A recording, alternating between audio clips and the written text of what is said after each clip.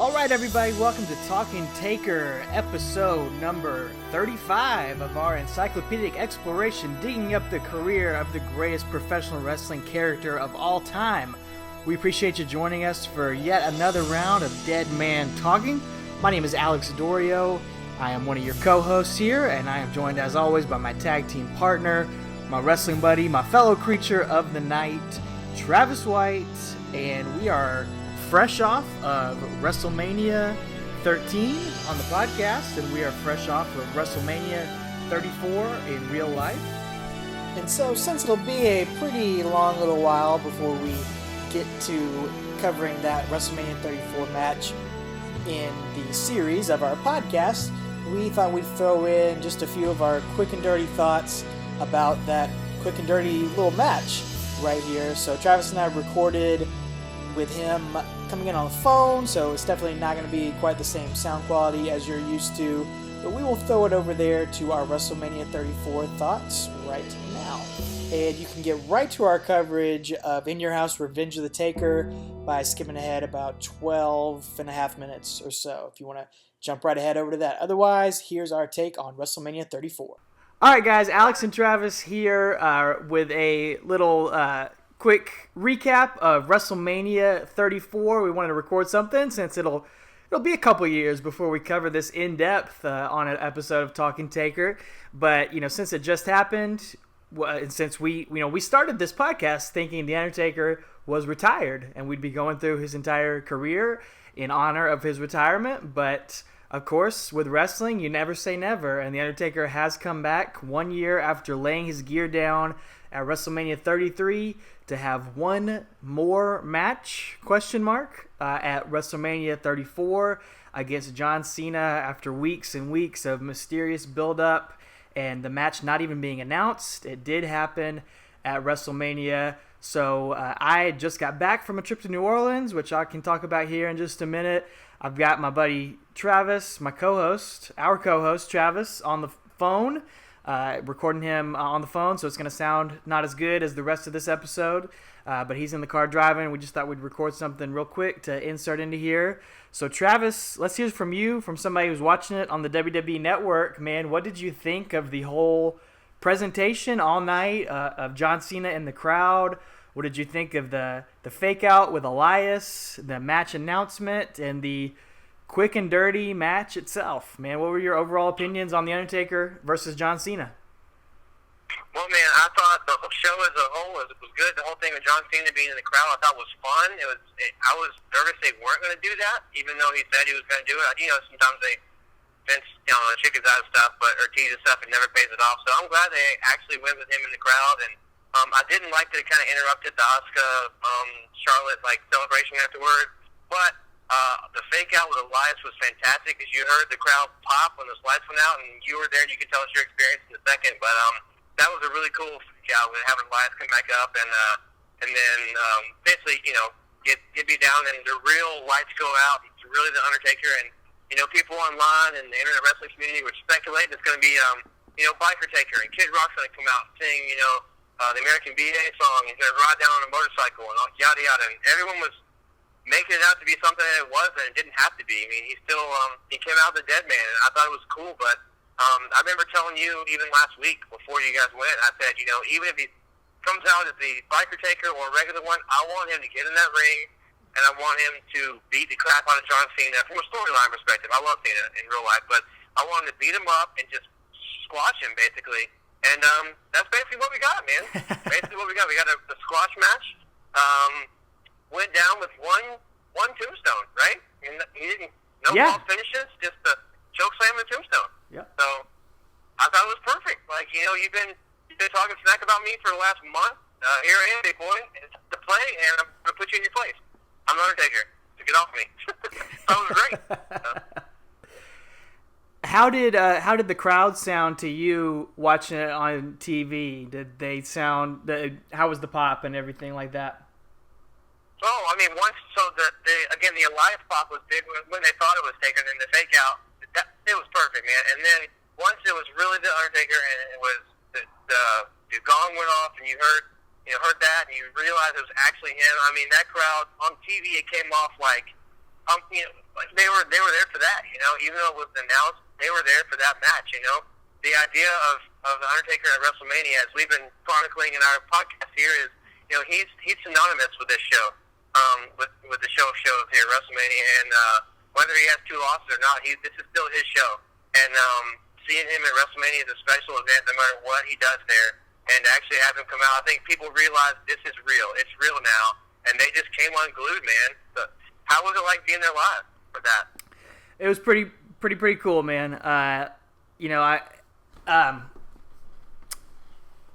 think the vibe in the Superdome, to me, from what I could tell, people were there for a couple things. They were very much there to see Ronda Rousey. She got the loudest reactions, and the fans, from what I can tell, it's always, I guess you're kind of biased by your section and by what you're closest to since it's so big, but it really seemed like she got the loudest reactions of the night, followed by Daniel Bryan.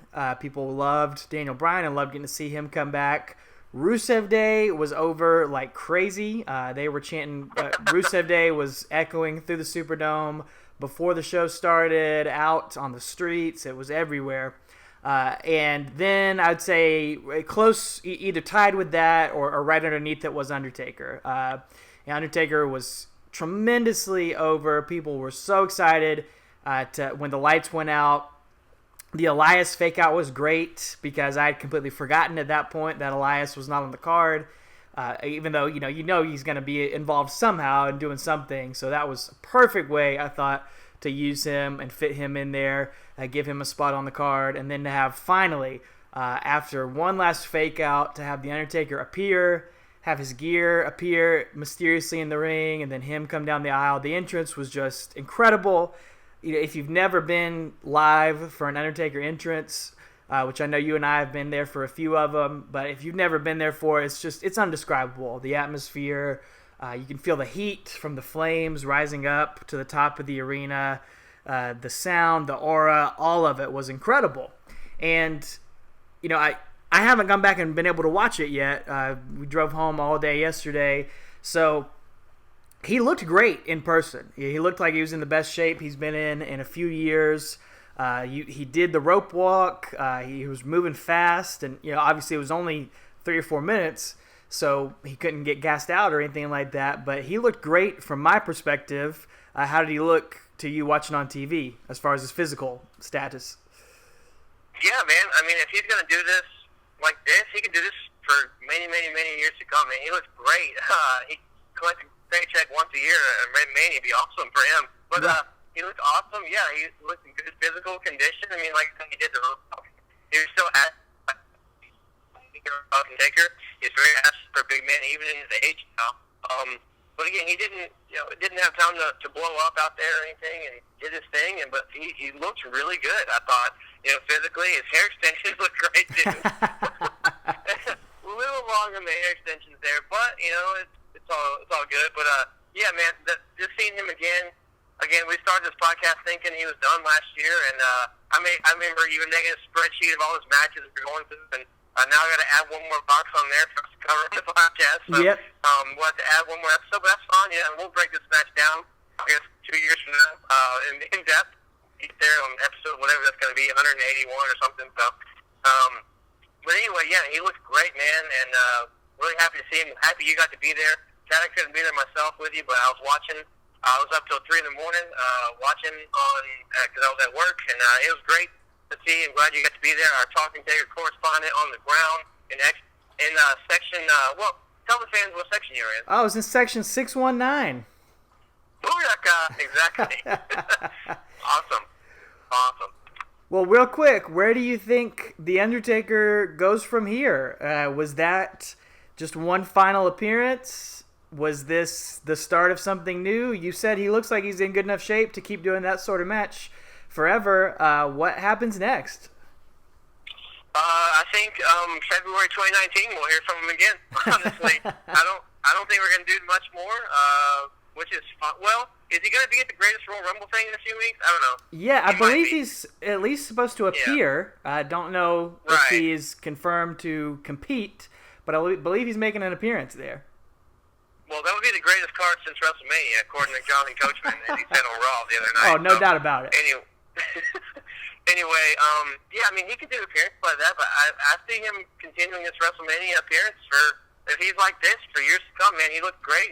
He had that hip surgery, and he didn't look like he was uneasy on his feet or anything. He looked great, so really good. Well, really good. My brother-in-law, Buck, who I attended the show with, you can see him on my Instagram feed, on the Instagram story. It's saved on there on the Talking Taker Instagram feed if you want to see all the videos we took of the trip to New Orleans over there. And you can even see a picture of Buff Bagwell, who we saw out on the streets of Bourbon Street after WrestleMania.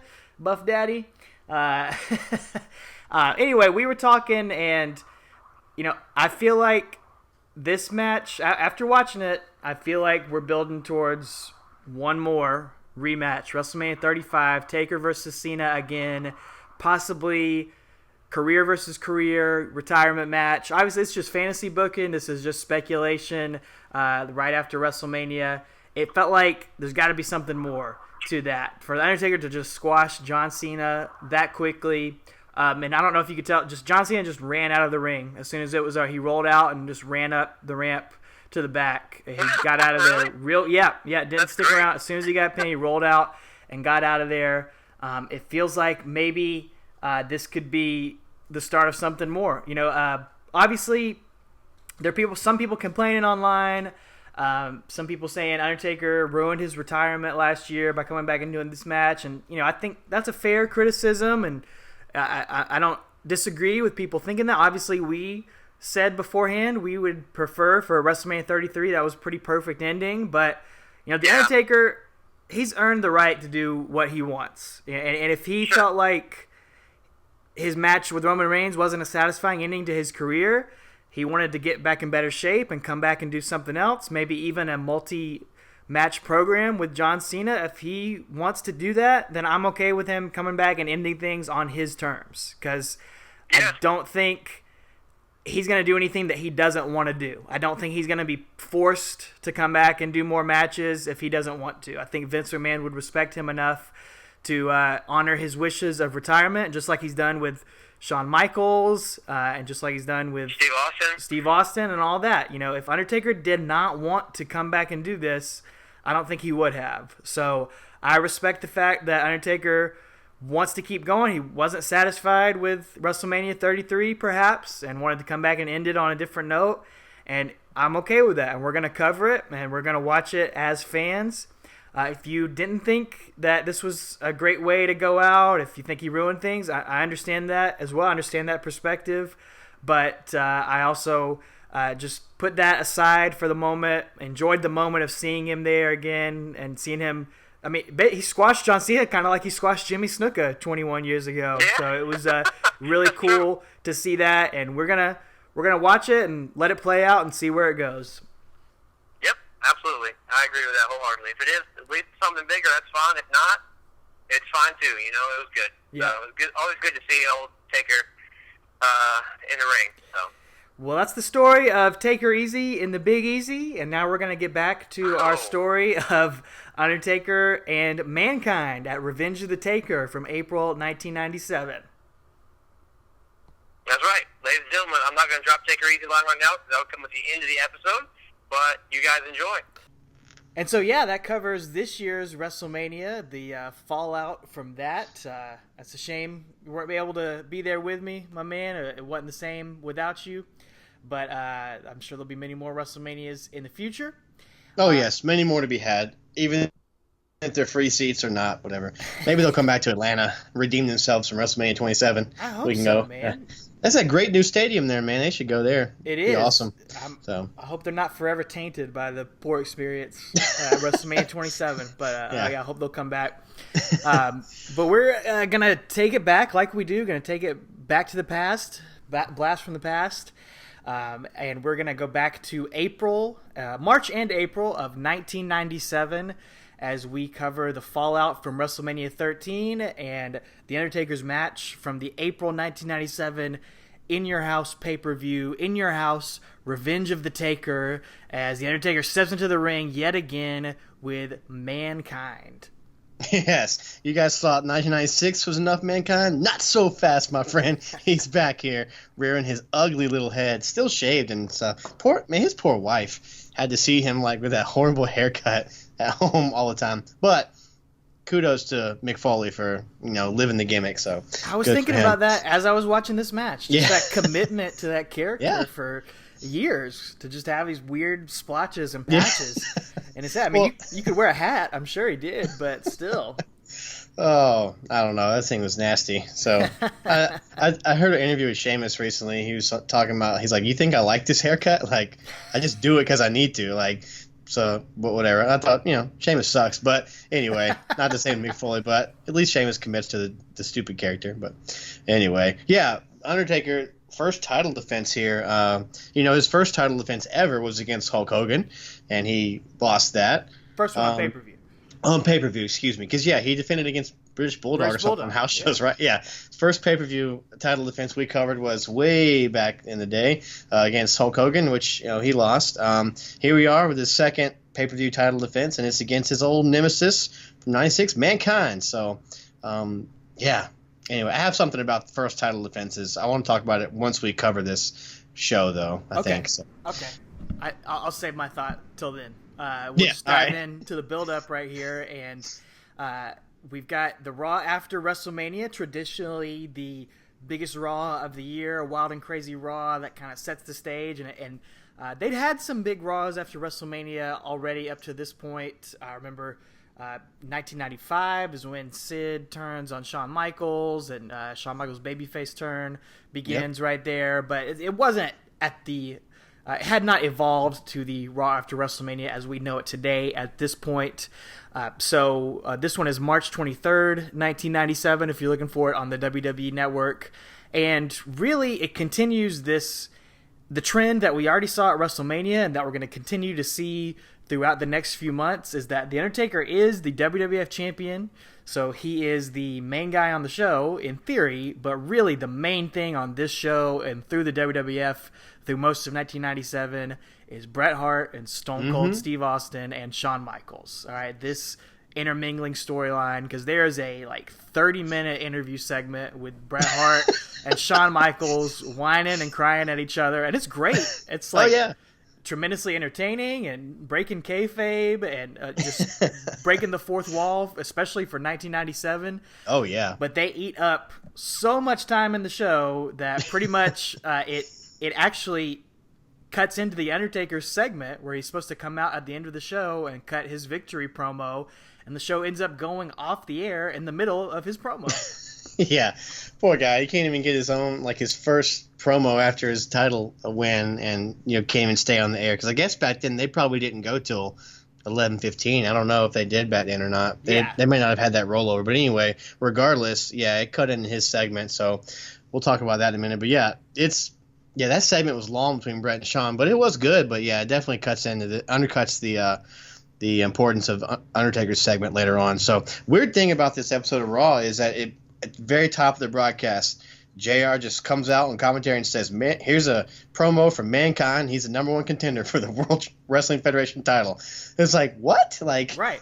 He had a double count out the night before at Mania, which you and I just researched and found. We're trying to wonder, how in the world do you lose a match the night before and then become a number one contender next night? But I guess it must have just been we know this is something that'll work. It's got a built-in storyline. I mean, I don't know what it was. Nowadays, you'd have the rematch with Sid. They just invoke your rematch clause or whatever. Yeah. But so at least it wasn't that. It's something different, but it definitely wasn't too different for the Undertaker. So and they can kind of get away with it because of all the success that Mankind has had against the Undertaker. So they can kind of get away with it in that point, that sense. But it really doesn't make sense for him to jump up into a WWF Championship opportunity this early on. Like you said, Mankind has a little promo where he's crying about Paul Bearer leaving him, that he's left him behind, and we also get a little clip of Paul Bearer. They try to interview Paul Bearer in the back, and he just keeps saying, "You know who I want to talk to. You know who I want to talk to." Yeah. He sees that the storyline is that he sees that the Undertaker has become the WWF champion, and now he wants to get back in the Undertaker's good graces. He wants the Undertaker to take him back so that he can be associated with the WWF champion yet again. And so, he ends up interrupting the Undertaker's promo, entering in with the urn, trying to apologize, reconnect with the Undertaker, and like I said, unfortunately, it gets cut off in the middle of what they're trying to build up to out here. He does, and it's one thing about this promo. It's weird because Undertaker's going full babyface mode here. He talks about this title is yours, pointing to the crowd. He said, "This is your title, and I'm your knight." Creatures, welcome to the dark days of the World Wrestling Federation. This title, the most prestigious in all of sports, is yours. And I am your knight that will fight anyone who tries to oppose us. So this is like full blast babyface mode, right here, which is, we haven't really seen that this last maybe 2 years. Undertaker, he's kind of got this new edge to him, but this was a step in the other direction where he's like I said, full blown babyface, and he even thanks Sid, excuse me, easy for me to say. He thanks Sid for stepping in the ring with him the night before, and says, my first reign was short because I lost my edge when it was 6 days. Right. 6 days. Yeah. He lost his edge. But he says now, I'll stay sharp, but he puts over Mankind is dangerous. He had my number last year, and which is good. Again, we keep saying you got to put over your opponent, because then when you beat him, you beat somebody. If you run him down and you beat him, then big whoop. Who cares? So at least good for him. But yeah, then Bear comes out, and that segment just fades to black. Unfortunately, it sucks. The show ends with Mankind appearing up on the Titantron again, saying, Uncle Paul, I need you. So they're again, both sides are trying to pull at Paul Bearer. Paul Bearer is trying to play the Undertaker. I don't know. We're gonna find out the next week. So yeah, I guess it kind of goes off the air, leaving you wanting more, but it definitely felt like the show was just running along and they didn't get to what they wanted to here. Yeah.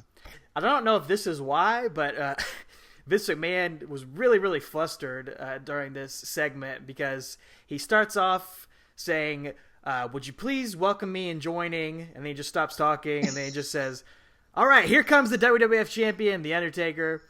And then The Undertaker gets in the ring, and he says, on behalf of WF fans all over the world, congratulations.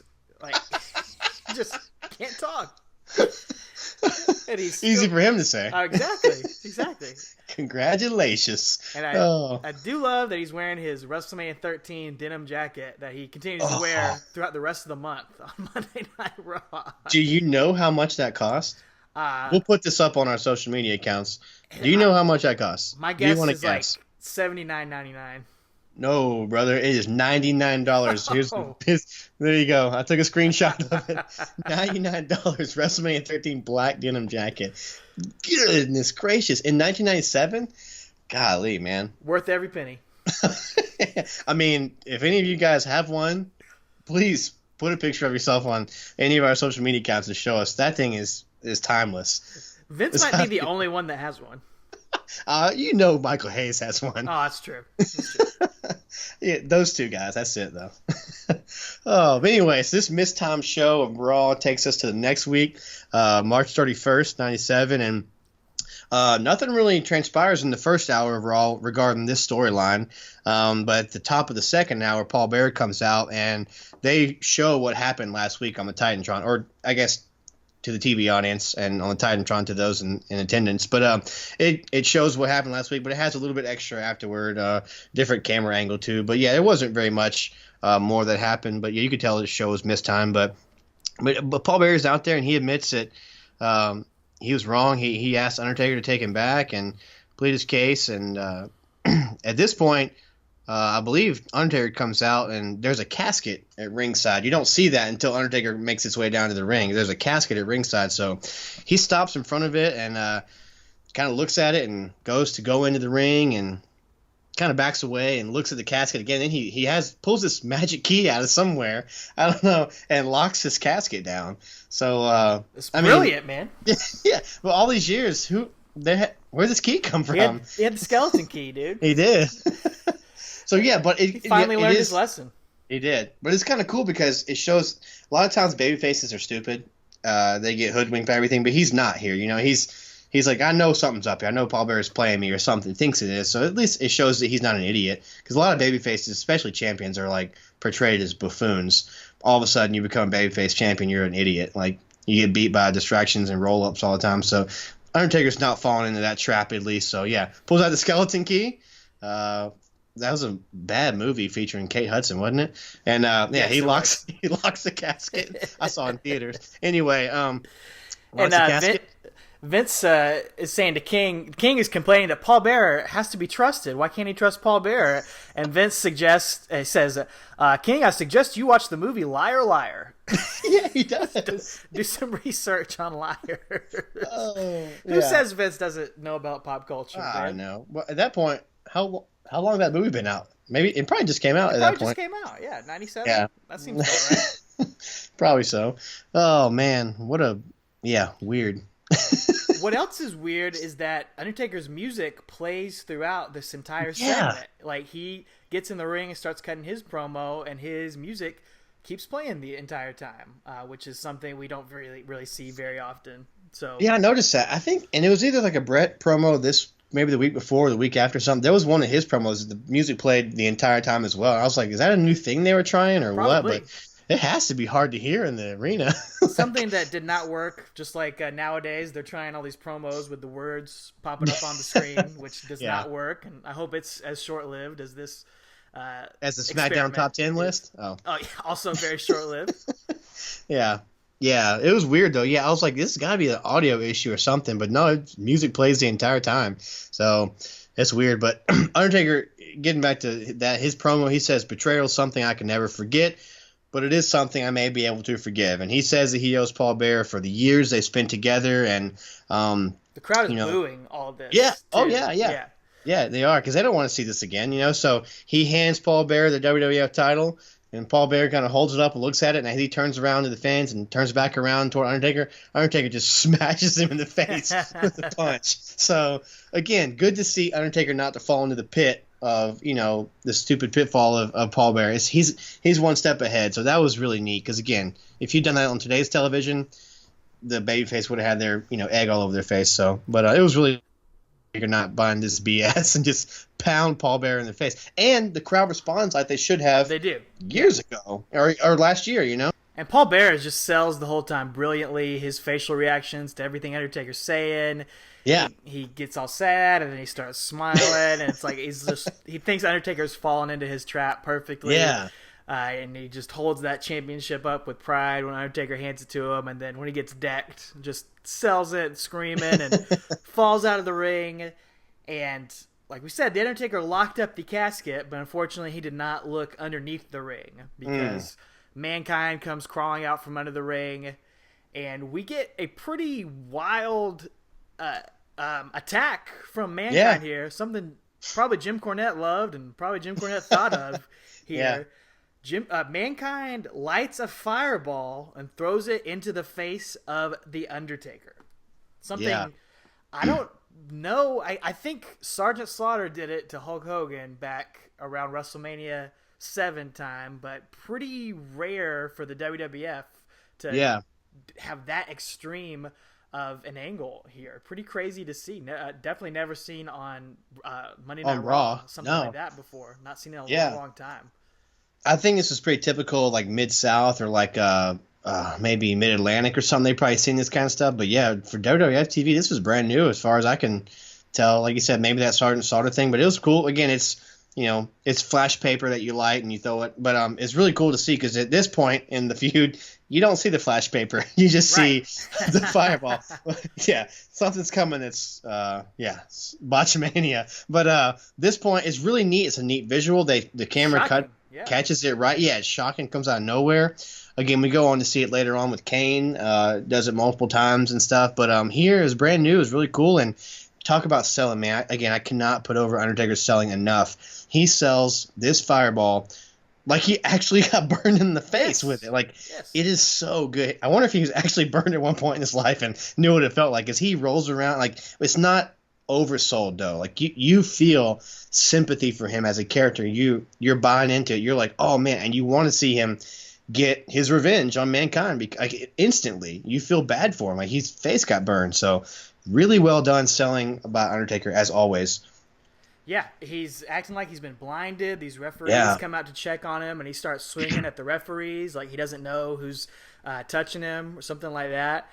Mankind and Paul Bearer are celebrating. This is when Psycho Sid runs out. Psycho Sid runs out to save the Undertaker, and he chases Mankind around the ring like he just hit a triple out in softball. He is flying around the ring, man. And this is actually the last time that we're going to see Psycho Sid for a while here. He's going to be gone from the company. He's going to pop up one more time randomly in the summer after a few months off. But this is pretty much it for Psycho Sid right here. He's being built up for a match at the next pay-per-view and on the next episode of Raw, but we're not actually going to see him out there. So definitely a lot of chaos going on behind the scenes. Well, we're now in the blaze of glory here. Exactly. exactly. So, I didn't realize that was Sid's last thing, but he gets on the promo. I think and he says Mankind is messing with fire and he's going to burn in hell. That's what he tells him. So it's like, wow, that's pretty strong words from the Psycho Sid. Southern Baptist preacher out there telling Mankind's going to burn in hell. Exactly. And Jerry Lawler is saying he's worried about Mankind. We will attempt to get an update on the condition of the Undertaker as we progress. I'm sort of worried about Mankind. What? That mandible claw, we knew it wasn't human. It must have been some kind of bionic thing that short-circuited and it exploded. His arm could be hurt. He's positing that Mankind has a robotic arm somehow that malfunctioned and shot out a ball of fire on accident on the Undertaker. That's how Jerry Lawler tries to explain this. So I appreciated that. Yeah, well, because he's justified. He's justifying it. He's so good. I took for granted him listening to him growing up, and now he's so much better than I thought he was. He's great. That leads us to the next week. Hold on. Oh, go ahead. I want to say two other things about this show real quick. By all means. Vince McMahon unleashed a new catchphrase, or tried to, at the beginning of the Warzone segment, or the second hour of the show. The fireworks are going off, and Vince McMahon yells out, Explosion! Contusion! Concussion! that's how he describes the fireworks, which I think would make a great t-shirt right there. Oh. That's his way of introducing the Warzone. Maybe he was just prefacing or giving us a little precursor what's to come. Right. Because this fireball, I'm sure Undertaker has a contusion, maybe concussion, and he got explosion. So who knows? He used that line a little too early. So. Yeah, a little bit. And this is hilarious. also a very famous segment on Raw. Also happens, not to mention the fireball, but this is the episode where Bret Hart reunifies the Hart family. He gets back together with British Bulldog and Owen Hart, interrupts them, their argument, they're feuding with each other. And so the two main storylines that are building up on this episode of Raw, they keep talking about the reunification of Paul Bearer and The Undertaker. That's what they're building up this segment. And we're also seeing the reunification of Bret Hart with British Bulldog and Owen Hart, who have been separated for a long time. So I just thought it was kind of interesting how those two main storylines are kind of paralleling with each other. And obviously, Undertaker and Paul Bearer are going to take a little bit of a detour, but it's just funny how we're seeing these two classic pairings and tandems being brought back together and going in new evolutions for their storylines, but they're building up. They're sort of the central part of the WWF now. And Owen and Bret and Bulldog, man, I watched that segment on this episode of Raw. It's like they deserve Emmys for their performances, dude. Like Owen and Bulldog are crying while Bret Hart is trying to bring them back together. It's just incredible, incredible acting for wrestling, and I think just great acting in general. They're playing their parts to a T. And as a kid, man, I was. I know we're talking about Undertaker here, but I was all in on the Hart family, dude. Bret Hart is cutting these promos about how the Americans don't respect family. Yeah, he just wants to be reunited with his brother. And I was like, yeah, man, I love it. I want Bret Hart and Owen Hart to be reunified. And I grew up in Baptist church, and I'm like, Stone Cold, he cusses, he flips the middle finger, he is Exactly. a bad guy. So, and the announcers are crapping on Bret Hart, saying Stone Cold has freedom of speech, all this sort of stuff. And I'm like, no, man, you gotta. Bret Hart's my man. Bret Hart's the guy. I want to. That's so great that him and Owen are back together. Why can't the announcers get behind it? I didn't realize it, man. So I was actually cheering for the heels. You're on the dark side. Didn't realize it. Yeah, in a sense. I was probably the only kid in America who was like that. But that's funny. And we'll talk more about that as these weeks go on. But sure. Yeah. That's funny. Go on to Raw April 7th. Yeah. Yeah. This Raw opens with a video recap again of Mankind throwing the fireball. But again, it's the show opening recap. So again, like you said, central storylines going in here. And it should be. It's for the WWF title, So that should always be, in my opinion, that should always be the number one story. If this is supposed to be taken as a legit sport. Sometimes we know the title matches take back seats to other featured matches, as will on this In Your House card. In Your House 14, what's it called? What did you Revenge of the subtitle it? Taker? Oh, it should be called Great Balls of Fire. Exactly. If any pay-per-view deserved that title, it's this one. Yeah. Not whatever stupid pay-per-view was last year. Not Samoa Joe versus Brock Lesnar from last year. Yeah. So, there was no fireballs. No fireballs. This one should have been In Your House. Well, we're going to see why they don't try any fireballs anymore. Yeah. In a few minutes here. So, but this show opens up with the recap of that, and in ring, there's a promo by Mankind. He talks. It's really weird. He kind of breaks down. He kind of blurs the lines of reality between Mick Foley and Mankind. Again, yes, he does. His introduction in the World Wrestling Federation, he was like this strange creature type guy. This weird. He didn't have any like human backstory, but here he talks about flying 14 hours with charred flesh from his matches in Japan and getting home, and talks about his horrible life outside the WWF. Basically, when he's home, his wife has to see him. He brings up his wife and his personal life, and you and I were talking before we started recording about how as a character, his hair is ripped out and mangled, and his head's half shaved and stuff. And in real life, he has to go home and look like that, to his wife, who's stuck with him through all this stuff. So it's really breaking down that fourth wall and kind of blurring that shades of gray, which is again strange for this character of Mankind. But as we all know, that's going to make Mankind even more sympathetic eventually, and he'll become one of the biggest faces and put a sock on his hand and sell millions of dollars worth of merchandise. What's the point of all these apron bumps and Hell in the Cell bumps? Well, all you got to do is put a sock on your arm and become a champion. So, man, that is the lesson for the wrestling business now, right there, dude. All these guys taking these crazy bumps on all these indie shows, they just need to listen to that right there. Yeah, but he gives this really creepy poem about presidential assassination. Did you catch that? When Oswald shot Kennedy, he was insane. But still we watch the reruns again and again.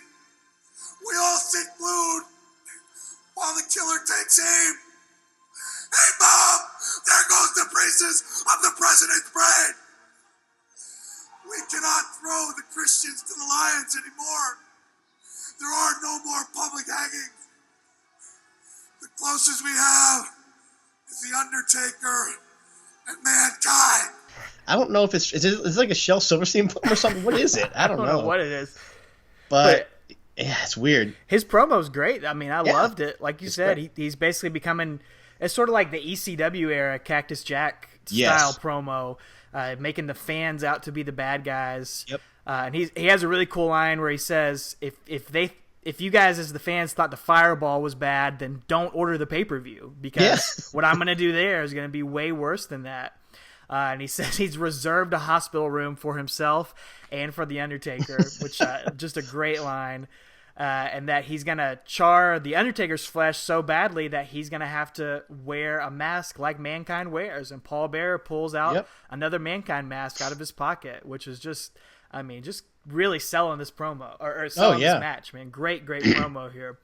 Again, this title feud kind of came out of nowhere, but again, they're putting their effort, and again, they had that backstory built into it from 1996, so it's really cool. And seeing it take a different turn here is really neat. Like I said, they're all selling it, and I thought it was just a neat thing. He's like, don't order the pay-per-view then, because it's going to get nasty. So That was pretty cool. Another thing they're selling on this episode of Raw is this Undertaker door banner. Did you see the commercial? Yeah. Look at the size of this thing. Hey, can you imagine this hanging on your bedroom door? Why, you'd be the coolest kid on the block with the hottest thing in the World Wrestling Federation. The WWF champion, The Undertaker. And you won't believe this. The best thing about it is the price. Only $29.95. Can you believe that? Only $29.95 plus shipping and handling. You can be a creature of the night and never worry once about bed bugs that bite. That thing is terrifying. It is. I can't imagine having that in my bedroom with like Undertaker's white eyes staring at with no pupils, like Children of the Corn staring. Yeah. Up at Doc Hendricks is trying to sell it like. And there's these kids staring up at it like they're hypnotized by it. That thing is legitimately terrifying. It is. I didn't take a screenshot of it, but I think it was like $40 though. Right. It takes up your whole door, man. Big Undertaker fat head. Yeah, basically. It was huge, but it was terrifying. But during this promo, I guess at the end of this Mankind promo, the gong hits and Undertaker comes over the PA system, and so he must not have been there. They must have.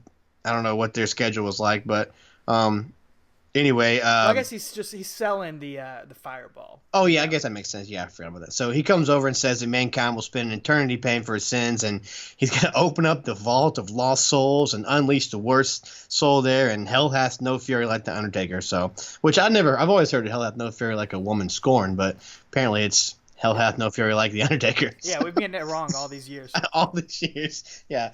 Oh, so. And like I said on the last episode, it's supposed to be Sid versus Mankind on this episode of Raw. They're building up this match and saying Sid hasn't arrived to the arena yet. We're not sure if he's going to be here. Yeah. And he ends up not being there. No showing the show, I guess. I'm not sure the history, the backstage history, or the scoop back there, but ends up not being there. So the match gets switched to Stone Cold Steve Austin versus Mankind. Stone Cold says he'll replace Sid as long as he can get Bret Hart at the In Your House pay-per-view. So they have a little brawl at the end of the show, which Vader ends up interfering in and accidentally hitting Mankind. So the show goes off the air with Mankind and Vader brawling, and Paul Bearer trying to get in between them. So there's just chaos and dissension in Paul Bearer's family is how we're going to go off the air there. Which takes us to the go-home show, which is generally regarded as one of the worst episodes of Monday Night Raw of all time, where they are split in between the United States and South Africa. And it is, Good Lord, man. We don't need to spend much time on the easy to skip over this show, pretty much. It's horrifying. Yeah. It is absolutely horrible. This is one of the worst rated, I think, at the time, lowest ratings of all time. And during my research for this, I was reading some reviews and watching it and trying to do some research, and I read one review that said that because of this low rating, the very next week is when Vince Russo takes over as the head writer. And if that is indeed true, I'm going to do some more research on that, and we'll have an update hopefully on our next episode. But that is indeed true. You can definitely tell because that next week's episode is Vince Russo all over it. Oh yeah, yeah. But this one does not. Too. Yeah. Pay-per-view is too. I'm glad they made that change, and that they did not change over to having the Honky Tonk Man be the permanent announcer on Monday Night Raw, because he has done commentary for the past 2 episodes. And man, do you remember Will Ferrell's skit on SNL where he was the guy with voice and modulation disorder, where he could only talk and only sounded like he was yelling? Yeah. That's what the Honky Tonk Man sounds like on commentary. Just that's perfect. Straight yelling, with monotone yelling the entire time. He's an announcer. And I love Honky Tonk Man. I think he should be in the Hall of Fame, but not as an announcer. No, by no means. No, he's horrifying as an announcer. But great character, wonderful Intercontinental Champion, arguably one of the greatest of all time. Absolutely. But yeah, commentary is not his cup of tea. So definitely here for the paycheck. I think this Raw is Mankind and Vader versus the Headbangers. Yeah, they're back. Mankind and Vader are back together with no mention of their little spat last week on Raw. No, so they fight the Headbangers to a horrible, really competitive match. Honestly, yeah, it ends in a DQ, and because Mankind gets sprayed in the eyes with something. Is Mosh or somebody sprays him in the eyes with something? Exactly. I don't know what it was. Mosh. I don't think the camera shows what he did. Like, he just probably sprayed water, spit water like Triple H into his eyes or something. Poisonous spew, probably is what it was. Could have been spew. But anyway, and then he's kind of selling that he got sprayed in the eyes by something, and then there's some audio from the Undertaker, which I think was put in post production because the audience is just sitting there. They're not responding like they should have. Undertaker comes over the PA system and says basically that he's going to come face to face with the face of rage or something in your house. So that's the build up. That's it. That's the go home, man. Yeah. There's some great stuff going on in 1997 WWF. Some of the most memorable stuff in WWF history, and we look fondly upon all this good stuff. But it was not overall a very messy show. A lot of stuff that's not well thought out. That it's there's a reason they were losing to WCW during this time period. And honestly, I was watching WCW much more during this time period. I don't know when you started jumping back in to wrestling, but I know for me, as a WWF guy through and through, even at this time, I was all about the NWO. I was all about WCW. I went to Nitro around this time period, around March or April, in Atlanta, and I was definitely, I would go back and forth, and I remember certain segments of these Monday Night Raws that we've been going through, but I was watching Nitro hardcore. I mean, that was the better show. That was the more interesting show, hands down, even for myself, who I would consider a WWF guy.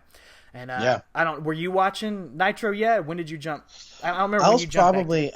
I was probably a few months or maybe a month or two after this. I mean, I know I'd seen NWO shirts and stuff at school at this point, but you and I wouldn't have met at this point yet. But that's kind of when I've officially jumped on, was probably in August. But I was probably perusing back and forth and just flipping through and seeing. I wasn't really attached yet, but I do remember NWO. I remember Hulk Hogan being a bad guy at this point and being blown away by that. And Sting had kind of disappeared. And I remember, just kind of casually knowing that. But on the WWF side, I do remember, like you said, Stone Cold sickened me. His character did. I was turned off by him because, Royce, like you said, raising a Baptist home, I was like, this guy's awful. He's constantly flicking people. So I was not. I did not have an affinity for him, even though I should have, because he was awesome. But I grew to love him later. But anyway, so this part I wasn't really latched on yet. But going back and watching this stuff, definitely still a WCW guy at this point. But anyway, that brings us to In Your House 14, Great Balls of Fire, Revenge of the Taker. Opens up with is this the same promo that Samuel L. Jackson gives in Pulp Fiction from is that Ezekiel or Isaiah? I can't remember, from the Bible. Yeah, we should have researched. We should know. Speaking of being good Baptists, right? It's Freddie Blassie narrating some Bible verses over clips of Mankind and the Undertaker's feud, but I don't know exactly where it came from. On this day, he will rise up with great vengeance and furious anger. All will know his name. The man who covets the flame will come face to face with the fire, which is the rage of the Undertaker. I can't remember Sad to that. say. Yeah.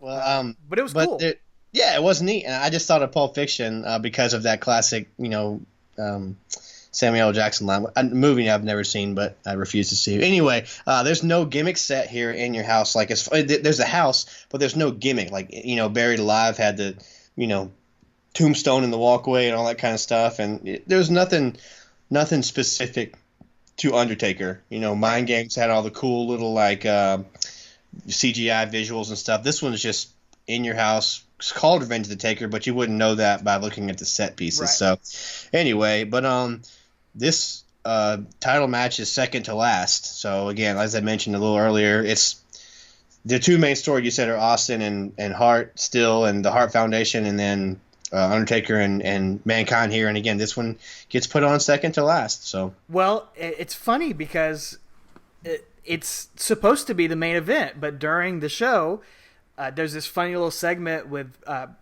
they're backstage. Doc Hendricks is interviewing Mark Marrow, but in the background we see British Bulldog and Owen Hart sneak into a locker room, and they beat up Stone Cold, and then they sneak back out, and they like do a double take when they see the cameras and run away. It's like Scooby-Doo. Yeah. It's like a cartoon. So they beat up Stone Cold, and the storyline is Gorilla Monsoon says, well, we're going to switch the order of the matches and let Stone Cold have a little bit more time to recuperate so he can face Bret Hart in the main event. But, really, in reality, it's just because Stone Cold is so hot. Stone Cold and Bret Hart are so hot, they are putting them in that main event slot. And Undertaker kind of gets screwed over here and has to go second from the top, even though he's the WWF champion. It's kind of insulting. But at least they explain it, though. Right. Like that's my I always feel like the WWF title match should go on last, unless it's Royal Rumble or something. But, I feel like a lot of champions have been screwed and not getting that, but with no explanation. At least here they have a storyline. But like John Laurinaitis and John Cena headlines over CM Punk World Wrestling Federation title match. Yeah. Are you kidding me? Wow. With no storyline, like golly. I blocked that one out of my memory. Well, you're welcome. Remembrance.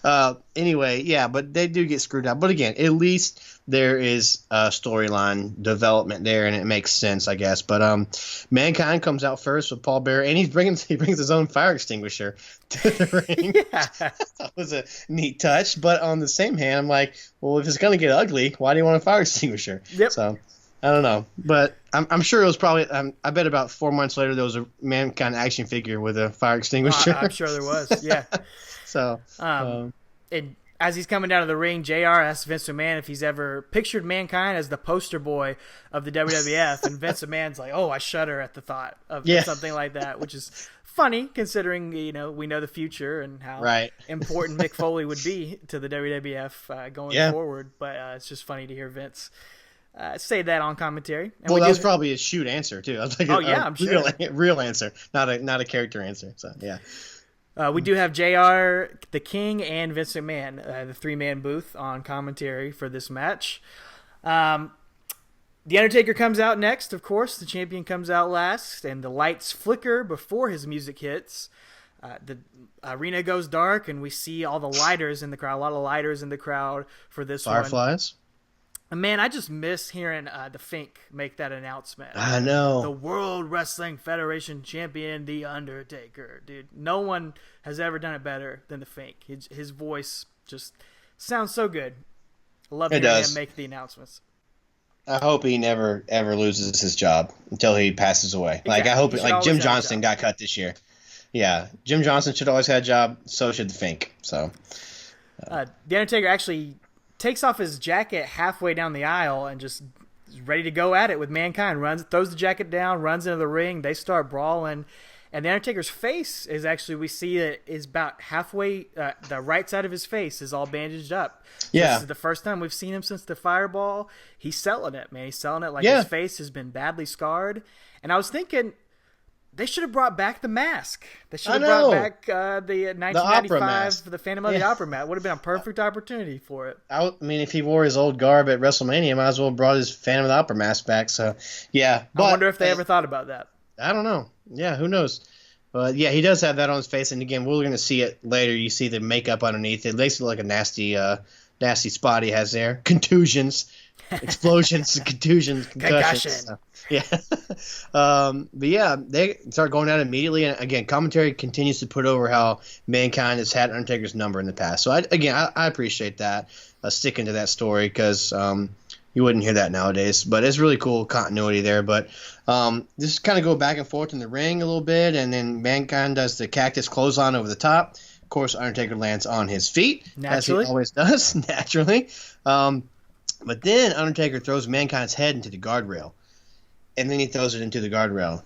And then he throws it into the guardrail. And then he throws it into the guardrail. He just repeatedly slamming his head, like, unprotected into the guardrail. Throws him over into the audience. Beats him up. Hits his head into the guardrail over and over and over again. And you're like, golly, man. Looking at it now, it's just hard to watch. Knowing what we know about concussions and CTE and stuff, man. And there's some chair shots coming up, too, that make it hard to watch. So. Oh, yeah. I mean, Mankind takes an incredible beating in this match. just adding to all the ones we've seen over these past few months, man. I mean, he takes it like nobody else. Yep. Unfortunately, he probably shouldn't have, but just watching it as it is, it's incredible to watch, man. You got to give it up to him for his performance and for his sacrifices for the business, no doubt about it. And prior to watching this match for our podcast, I'd never seen this match. I've seen the highlights. I didn't realize they came from this match, though. There's something we're going to talk about in a minute, a big spot. I didn't realize it came from this match. So I'd always wondered what match it came from. So this was neat for me to go back and watch it as a fan and see, oh, crap, that's where that came from. So be a part of it. So anyway, we'll get to that in a minute. But back in the ring, Undertaker goes for old school, and did something happen here? Was Mankind supposed to let go or what? I don't know. Something I've never seen before. Undertaker's going for old school, and Mankind just lets go of the Undertaker's hand. Like we've seen him do this move, how many times? Yes. Yeah. And the guy just always holds the Undertaker's hand, walks along, Undertaker jumps off and hits him. Mankind does the smartest thing ever. He just lets go of the Undertaker's hand. But the Undertaker, being a pro, he stands on the rope for a second and just dives off and clotheslines Mankind anyway. So I think it was supposed to be a cool spot. It may have been a mistake. I'm not sure because the announcers completely miss it. They don't describe it at all. I think it was supposed to be a cool spot. Yeah, it was. It was. Yeah, if they meant to do it, it was really cool. Just showing that agility for such a big guy, man. Golly, Undertaker, I have such a more appreciation since we've been doing this podcast for him. Again, always liked him, but he was never my favorite. Like we mentioned in our first episode, you and I never say he's our favorite wrestler of all time, but man, he's getting up there, man. The more we watch his stuff, he's absolutely so good. I appreciate everything he does. So at this point, I think he goes for a tombstone really early in the match, and Paul Bearer interferes and distracts the referee. And at this point, I think Mankind has the urn. Hits Undertaker with it behind the ref's back. Yeah, and gets a 2 count. And did you catch Jerry Lawler's line here? No, what did he say? He said, I told you, he earned it. And Vince goes, earned it. Like, he's like, for real laughing on air. It's so funny. I told you, he earned it. And I was just like, man, what a horrible dad joke. I love it, though. So good. Love it. Yeah. And there's actually the crowd pops big for Undertaker's kick out right there. Mankind gets a 2 count, and the crowd's into it. It's a good crowd for this match. They started a pretty big rest in peace chant as Mankind. He kind of takes over from this point, works a nerve hold for a good couple minutes, and crowd gets into it, man. Undertaker fires back up, ends up tossing Mankind out of the ring, and then Mankind picks up a pitcher of water off the announcer's table and just busts it over Undertaker's head. And again, this match, I don't know if we said, this is not a no DQ, no count out match. It's not supposed to be. But Vince is screaming that should be a DQ. I mean, I agree, honestly. Vince just picked up a weapon and bashed him over the head with it. And not only that, he's going to hit him with a headshot with a chair in just a second, too. And Vince is like, why is this not a DQ? And I was like, I wonder why as well. Like, why? The ref is staring at them. There's no distraction by Paul Bearer or anything. So, I don't know, man. They didn't really explain it, but they didn't even cover for it in commentary and say, oh, well, he just let him be a little more lenient because title match, which they do that nowadays if they catch it. But, yeah, it was weird. But Vince is like, I don't know if he's like literally mad, like in real life mad or what, but he's like, why is that not a DQ? So I think it's one of those things. We've talked about some of these matches. It just doesn't seem like everyone's on the same page, whether it's the refs, the agents, the announcers, just who knows? Yeah, who knows? They're just kind of doing what they want. And Mankind goes up to the middle rope at this point, and Undertaker's on the outside, and he hits one of those cactus elbow drops, but not from the apron, from the middle rope.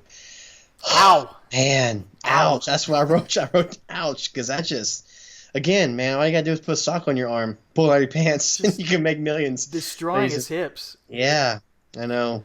But then the ref's giving the 5 count as Undertaker is he's like choking Mankind in the ropes. They get back in the ring, and ref's like 1, 2, 3. I'm like, is it no DQ or not? So I don't know. Whatever. Yeah, who knows at this point? The ref does get bumped here in a few minutes. There's Mankind hits a couple of those wedgie pile drivers. Yeah, but looks so good. They look good. The ref gets sandwiched in between Undertaker and Mankind, so he gets knocked out. Yep. Another ref comes out, and Mankind just puts the mandible claw on this ref tosses him out of the ring. I popped for that, man. He didn't care. He just mandible clawed the referee right when he got in the ring. That was great. I guess it's because he wants to hit some weapon shots here, but they've been able to hit other weapon shots, so I don't know what the point of all this is. But he ends up going out to get the stairs from the outside, and Undertaker hits like a Braun Strowman drop kick into the stairs onto Mankind. Crowd goes nuts for this. Really great spot here. Yeah, it was really cool. I've always enjoyed that. Kick the stairs the guy's holding into his face, and he falls, and they fall on him. That's always a good spot. Used sparingly, but watching Undertaker get that drop kick up so high again, man, he's just so agile for a big guy.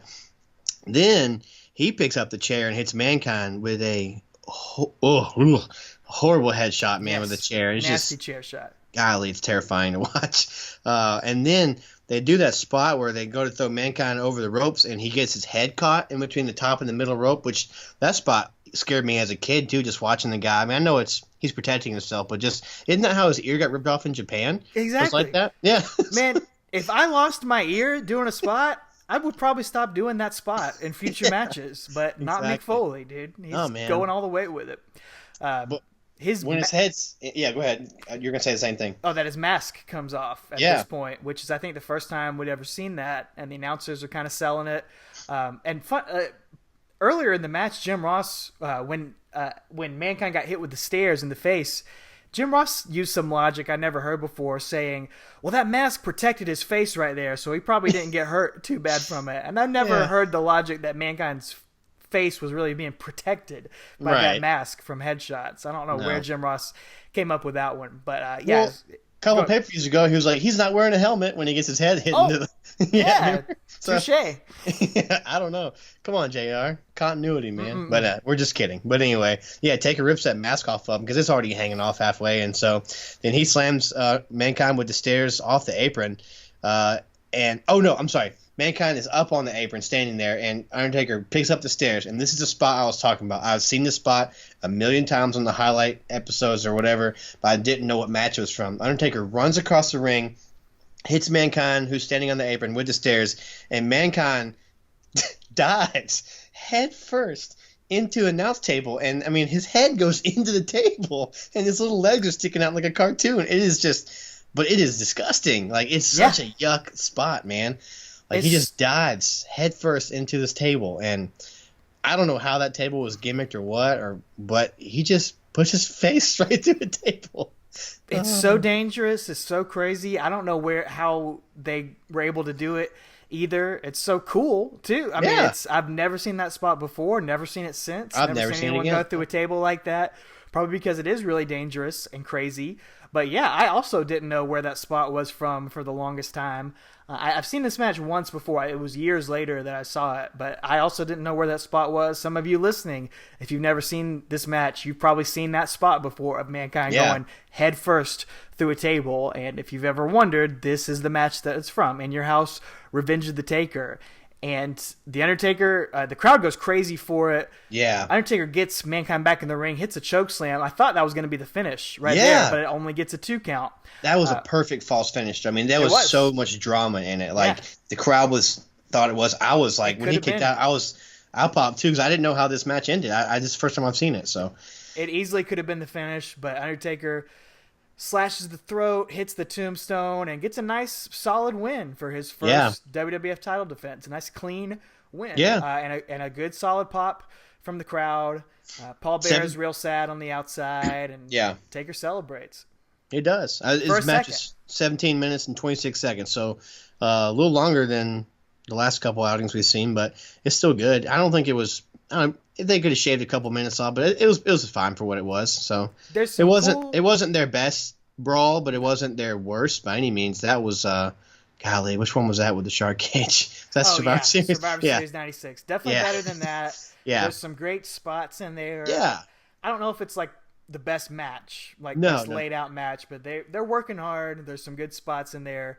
It's worth watching to see some of these really cool moments in there, and the crowd's into it. So and they just got chemistry together. There's just two guys that click no matter what they do. So perfectly acceptable wrestling, but unfortunately, it's tainted by the post-match angle quite a bit. Undertaker raises the lights up. He celebrates for just a second. The lights go out, and he raises the lights up in the ring and does the throat slash motion towards Paul Bearer. So he's going to get another piece of revenge against Paul Bearer, who perpetrated this attack, burning his face. Paul Bearer tries to run away. Undertaker stalks him across the ring, and JR gets to use his favorite line, saying, "It's a good thing Paul Bearer's wearing a dark suit." He's used that line like 30 times and uses it again. And what's supposed to happen here is that as Paul Bearer and Undertaker roll into the ring, Undertaker is in between Paul Bearer and Mankind, and Mankind is supposed to throw another fireball towards the Undertaker, but the Undertaker's going to push Paul Bearer into the way and burn Paul Bearer's face. That is what's supposed to happen. That's the design spot here. Undertaker and Paul Bearer do their motion, get into place. Mankind throws something, like sticks his hand out, and nothing happens. The flame doesn't light, the flash paper doesn't ignite, and these guys just kind of stand in place for 5 seconds, not knowing what to do. Yeah. And I will say this, though. You know, I remember mentioning this in an early episode of this podcast where Undertaker, when things don't go as planned, he doesn't falter. I remember this is probably one of our episodes from early on because he was very young in the business, but he doesn't sell the fact that stuff's not going right. So he just kind of picks it up. I mean, he literally picks the lighter up at this point, though. And it's kind of weird to reveal that, I have a lighter in my hand, like kind of giving the gimmick away. But he's standing there trying to light the flash paper. Mankind tries again, too. Taker stalls. They try to do the spot. Again, Mankind just cannot get it to light. So he tries it a couple times before Undertaker just takes over. But you're right. All three guys stay in character the whole time. They don't start cussing. They don't start screaming or trying to just give up. They're trying to make this storyline happen. They have to do this to get the storyline to continue, and they keep their composure. Yeah. That's the word I was looking for, composure. Taker never loses composure here. He like punches Mankind in the face and probably just tells him, like, give me the lighter. So he picks the lighter up. He's trying to light it. You know, he finally gets it to light, and he's standing right in front of Paul Bearer, and he just kind of lights it and throws it in his face very quickly. It's a very quick thing, and definitely not as dramatic as they want it to be. And again, the camera angle is probably not correct because, again, Kevin Dunn's like, what the heck do I do now? Backstage, like, I'm just going to keep the wide shot and everything because you don't know what to do. But anyway, the crowd doesn't react. It's just been like 3 minutes of just confusion out there. The crowd doesn't even react when they see this fireball. The announcers are just very confused. They don't know how to sell this as to what's happening either. You know who else doesn't know how to sell this? Paul Bearer. as much as we just put him over for selling earlier with the whole Undertaker handing the title and going to get back together with him, when he gets burnt here in the face, he rolls out of the ring, covers his face with his jacket, and just stands there. That's it. I mean, he doesn't it's a sharp contrast from what Undertaker did, his sell job, a couple weeks earlier when he's rolling around. You can tell he's in pain. He's fighting the referees because he can't see. Paul Bearer simply puts his jacket over his face. Mankind rolls out, and they just kind of walk to the back. It's very – and I don't know if he got lost in the confusion of it all and didn't – or if he just – I don't know what happened. He's not with us still to ask him that question. But I bet he was just screaming obscenities into his jacket. Could have been screaming some Sid GDs or whatever. So, but it didn't go as planned. And everybody gives WCW crap for Halloween Havoc 98 with the Ultimate Warrior and Hulk Hogan. This is not as bad, but this is pretty bad. It's pretty bad. It's pretty bad. It's probably why WWF doesn't really do these types of angles anymore. Right. It does look cool when you do it well. Sure. And the first one, the one on Raw, it looked awesome, and that's why they were going to try to keep doing it here. But it just did not work. Mankind couldn't get it to light. Undertaker couldn't get it to light for a long time, and he's just standing over him with a piece of paper and a lighter, just trying to do it, and eventually it goes off, and the announcers don't really know how to sell it. It ends with a dud. It should be this huge, big angle to keep this storyline going, and unfortunately it just falls apart right here, and I guess it's a good thing it didn't end up closing the show. That was in hindsight. Yeah. But, we do see in the middle of the main event, I don't know if you kept watching, but they show a clip in the middle of the main event of Paul Bearer being taken out in an ambulance, and he's screaming,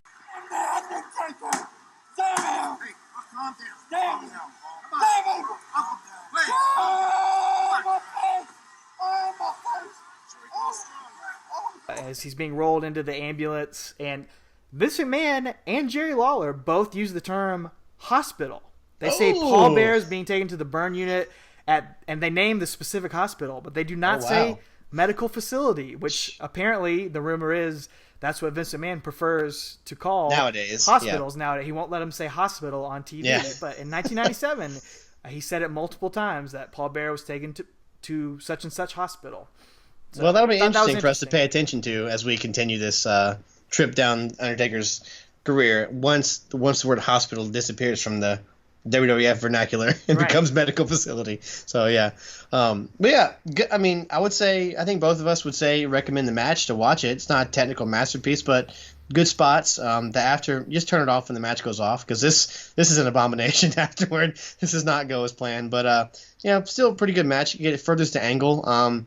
But what I wanted to say earlier was, sometimes, and this might not be true, but sometimes I feel like a guy wins a title at WrestleMania, his next feud is, I don't know, sometimes I feel like it's a little lackluster. Or his first defense is a little lackluster. Like, when Steve Austin won, didn't he feud with Kane like the next month? He feuded with Dude Love. Yeah. Which was weird.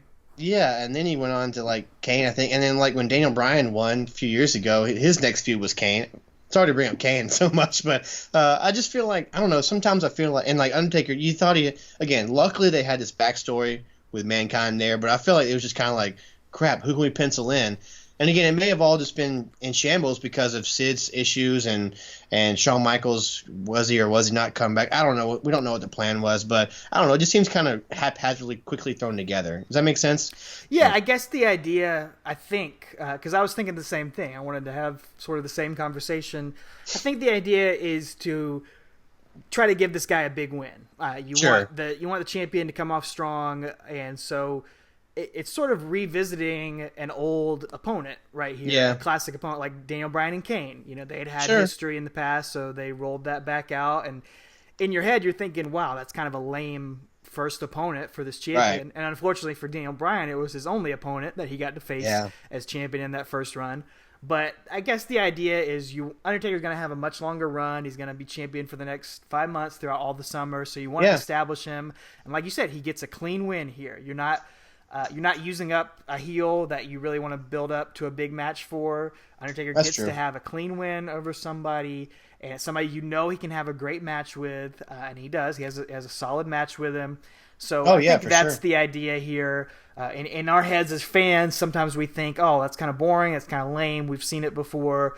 But I give them credit in thinking they have a deeper purpose behind doing a match like that. That's a perfect analysis. That helps me figure out, like, that makes sense, because it's either usually like a rematch from WrestleMania, or I just feel like it's usually like let's just let him kind of settle, and then we'll build him up as we get toward SummerSlam, which is the next big show. So, but nowadays, again, this is back in the earlier days of In Your House, so I guess they didn't really feature those main attractions. They were building towards SummerSlam, In Your Houses were just kind of like glorified house shows at this point. So, and this pay-per-view is a 2-match show as well. Yeah.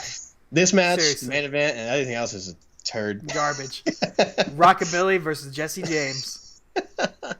Oh, yeah. Phew. Well, just like that first episode of Raw that we covered, we are running overboard on time right now. So we appreciate you listening here on this episode of Talking Taker. As always, we value your feedback, so you can hit us up on Twitter, Facebook, or Instagram at Talking Taker, all the various podcasting platforms. Whatever you're listening on, Apple Podcasts, Stitcher, Google Play, Podbean, YouTube, all those good places. We'd love comments, ratings, feedback, anything like that you can offer. It would mean a lot to us. And yeah, we appreciate you listening this week. Next week, we're going to cover another In Your House pay-per-view, A Cold Day in Hell, as Undertaker takes on Stone Cold Steve Austin in a pretty cool match. Yeah, and we've covered their matches on Raw, I think 3 times. But yeah, it's their first pay-per-view outing, and really cool. And again, second pay-per-view in a row that he gets his own theme, Undertaker. So that's kind of neat. So yeah, and again, I failed to mention earlier, this pay-per-view takes place in Rochester, New York. So if you were there in Rochester, whatever this arena was called, I don't know. No idea. House Show RS, whatever. I don't know what this arena is. I apologize for those of you in Rochester. If you were there, please let us know. We've had one man take us up on that. We don't care. One man, one woman. It doesn't matter. Take us up on this offer. Let us know if you were there, what you thought of this horrible flash paper incident. And other than that, ladies and gentlemen, take her easy. The Undertaker. You guys don't believe anybody can be truly sincere, do you? Genuine? Right. King, I would suggest you see the movie Liar, Liar. I would like for you to be able to tell the truth for 1 24-hour